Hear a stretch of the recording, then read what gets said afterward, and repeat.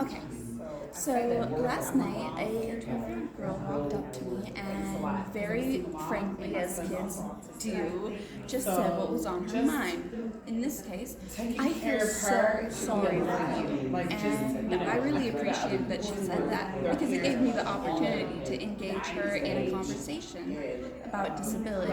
And what I told her was, you don't need to feel sorry for me. I can do so much stuff. Like, I can wheel myself so fast, I bet I could beat you in a race.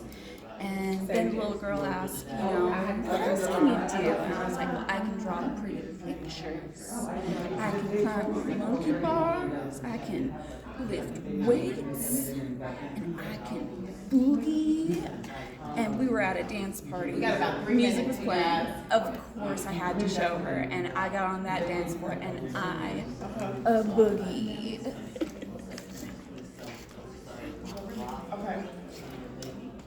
So specifically, like yeah, Thank you. You're beautiful. Dr.